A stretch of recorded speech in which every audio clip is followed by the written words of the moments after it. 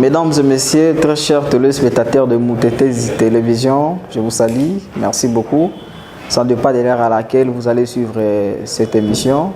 Je m'appelle Gladys Kingombe, je suis politologue, administratiste, penseur critique et analyste politique ici dans la ville de Goma. Beaucoup d'entre vous, pour ceux qui ne me connaissent pas, je suis analyste politique. Je vais vous dire aujourd'hui c'est quoi un analyste politique qui peut avoir cette qualité. On ne peut pas se permettre, comme ça se passe aujourd'hui, tout le monde se lève un bon matin et se donne le titre d'analyste politique. Moi, d'abord, c'est parce que ça fait partie de ma formation politique. J'ai terminé, je ne suis pas seulement licencié en sciences politiques, mais je suis surtout praticien et chercheur en sciences politiques.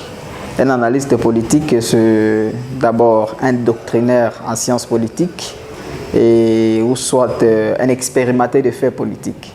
Un doctrinaire en sciences politiques qui a décidé de se séparer librement de positions en termes de camp, qui a décidé de rester dans la rationalité.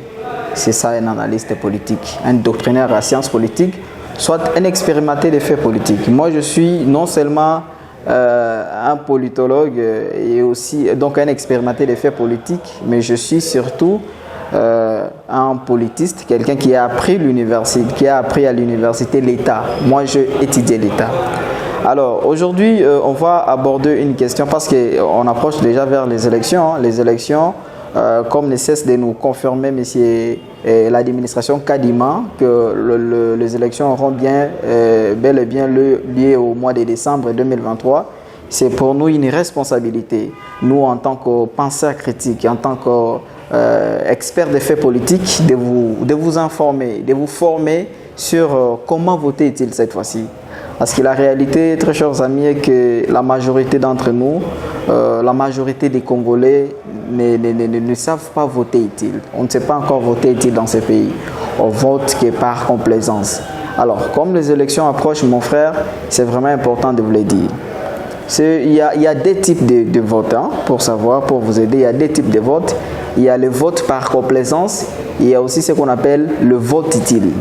Vous voyez, sous autres cieux, dans des pays développés, si là-bas tout va bien, si aujourd'hui ils sont appelés pays développés et très développés, c'est parce que là-bas, leurs citoyens savent tout simplement voter utile. Il n'y a pas de magie, il n'y a pas quelque chose, il n'y a pas de miracle, je ne sais pas quoi, de prières ou tout ça. Il s'agit tout simplement de voter utile. Sous autres cieux, ils votent utile. Mais ici en Afrique, plus précisément au Congo, on ne sait pas voter utile, on vote plutôt par complaisance. Voter par complaisance, c'est quoi? C'est voter sur base des accessoires, c'est voter le tribalisme ici en Afrique et surtout au Congo, dans la ville de Goma. On a l'habitude, on a la coutume de voter la tribu, de voter la région, de voter l'ethnie, les clans, le régionalisme. C'est ça, voter par complaisance. Ici, je suis même surpris de voir que les jeunes, la majorité, les jeunes qui représentent la majorité de la population congolaise et gomatracienne en particulier, votent encore par complaisance, c'est-à-dire ils votent les accessoires.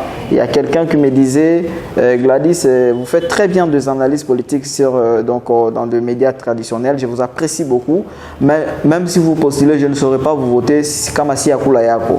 Donc pour les gens, on a fait ancrer dans la tête des Congolais que celui qui donne quelque chose, le matériel, c'est celui-là qui est un candidat potentiel. Non, voter par complaisance, c'est voter les accessoires. Les accessoires, ici, je fais allusion à des polos, donc des t-shirts, de matériel, des sacs de riz, parce que quelqu'un vous a donné une bouteille ou un sac de riz, un bidon d'huile. Vous le votez gratuitement comme ça. Vous ne savez pas qu'avec votre voix, vous pouvez changer positivement les choses, chers amis. Donc, le vote par complaisance ne permet pas au pays de se développer.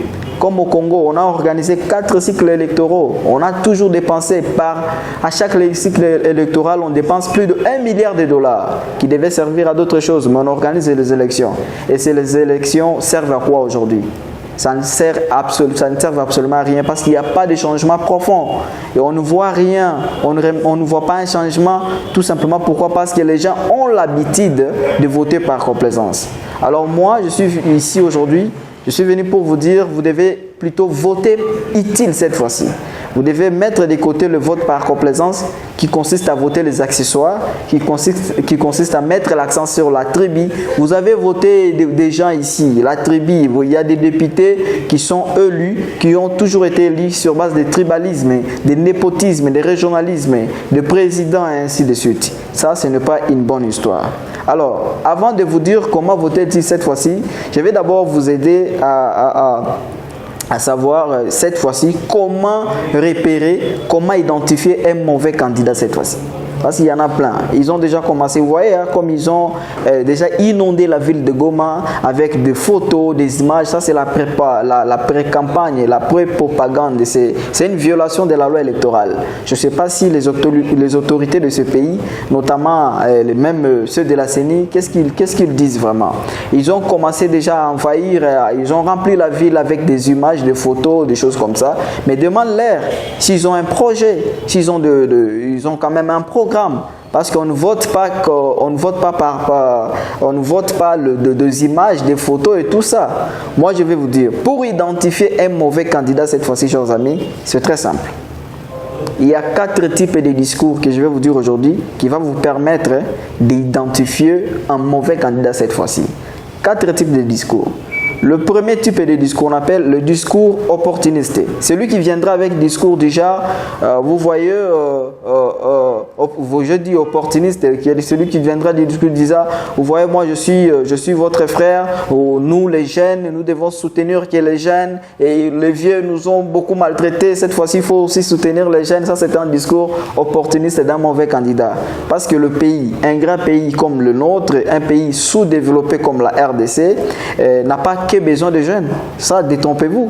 Le Congo n'a pas que besoin de jeunes. Le Congo a besoin de tout le monde. Le Congo a plutôt besoin de la compétence, de la méritocratie et ainsi de suite. Ça, c'est un discours opportuniste. Celui qui viendra dire, nous les femmes, nous devons voter que les femmes, nous les jeunes, voter que les gens, nous les vieux, ainsi de suite. Le deuxième type de discours, le discours, ce que j'appelle les discours séparatistes. Celui qui viendra des discours xénophobes, des discours discriminatoires. Oh voilà, ces gens-là ne sont pas le nôtre, nous les Nandais, nous les Tutsis, nous les je ne sais pas qui.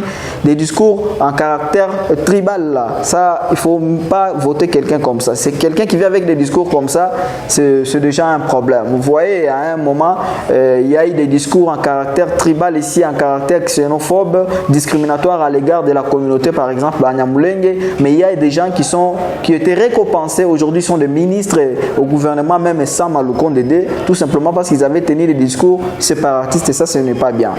Troisième type de discours, chers amis, c'est le discours... ce que j'appelle ça, le discours matériel. C'est celui qui vient avec le matériel.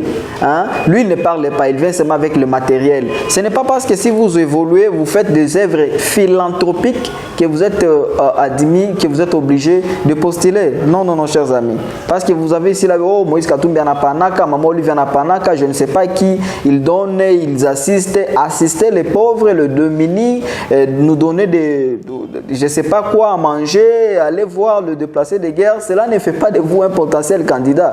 Donc si vous voyez quelqu'un qui vient avec un discours matériel, qui vient avec des accessoires, il vous influence, il veut vous acheter votre conscience, ça c'est déjà un mauvais candidat, chers amis. Et le quatrième type de discours, je disais, le quatrième type de discours, c'est le discours démagogue. Quelqu'un qui vient avec des idéologies qui ne tiennent pas debout, qui vous promettent des choses qui ne réaliseront jamais. Quelqu'un comme ça, il faut jamais les voter. Voilà 4 types de discours qui vont vous permettre d'identifier facilement un mauvais candidat cette fois-ci. Mais sinon, chers amis, pour connaître un bon candidat, je vais vous dire, il y a des sortes, il y a des critères qui montrent que celui-ci c'est un bon candidat. Comment identifier ou comment voter-il cette fois-ci? Parce qu'ici, ma démarche consiste à vous décourager de ne plus jamais voter par complaisance. De ne plus jamais voter les accessoires, la tribu, la région, ça c'est par complaisance, mais de voter utile cette fois-ci. Voter utile, c'est voter sur base de la vision. Votez un candidat qui a une vision clairement définie. Votez un candidat qui a un programme, un projet de société. Sous autre ciel, si ça marche bien, si ça se développe, si le pays se développe là-bas, c'est parce que les citoyens votent le programme, le projet de société. Chaque candidat doit avoir un projet de société, il doit avoir des propositions concrètes, réalistes sur nos problèmes, nos difficultés de tous les jours ici. Votez sur base de la Constitution. La Constitution de la RDC, dans son préambule, condamne les antivaleurs. Et ces antivaleurs, c'est ce que je viens de numérer ici. La tribu. Il ne faut pas voter quelqu'un tout simplement parce que vous partagez la même obédience tribale. Il ne faut pas voter quelqu'un parce que vous êtes dans la même région. Il faut éviter ça. Voter utile, c'est voter sur base de valeurs. N'est-ce pas? Il faut voter le valeur. Je vais vous dire une chose, je vais vous surprendre. Voter utile, chers amis, c'est de ne plus jamais, je dis plus jamais, porter votre choix sur quelqu'un qui a déjà été une fois dans sa vie condamné pour détournement des deniers publics. Quelqu'un comme ça, qui a déjà volé l'argent de l'État, même s'il est blanchi, mais c'est déjà un problème. Il ne faut plus jamais voter comme ça. Voter utile, c'est de ne plus jamais voter quelqu'un qui a déjà une fois été dans sa vie condamné, qui a déjà été arrêté, condamné par la justice, qui a été rebelle, qui a déjà pris les armes pour réclamer ses droits. C'est déjà un problème, chers amis. Et puis, voter utile, c'est de ne pas voter le parti politique. Moi, je vous décourage de ne pas voter les recommandations des partis politiques. Voter utile, c'est voter les idées progressistes contenues dans la proposition de loi, contenues dans le programme, dans le projet de société que les candidats vont vous présenter. Donc, cette fois-ci, chers amis, très chers téléspectateurs de Moutetesi, vous ici à Goma et à travers la province du Nord Kivu, soyez prudents, votez utile cette fois-ci, ne plus jamais et de ne plus jamais voter par complaisance. Je dis que voter par complaisance, c'est ce qu'on a toujours voté ici. C'est pourquoi rien ne marche, rien ne change. C'est le vote c'est des faits de voter les accessoires. Mais le voter utile, c'est voter les idées progressistes contenues dans le programme que le candidat doit vous présenter. Donc voilà un peu, très chers téléspectateurs, ce que j'avais à vous dire aujourd'hui. Je vous remercie. Gladys Kingombe.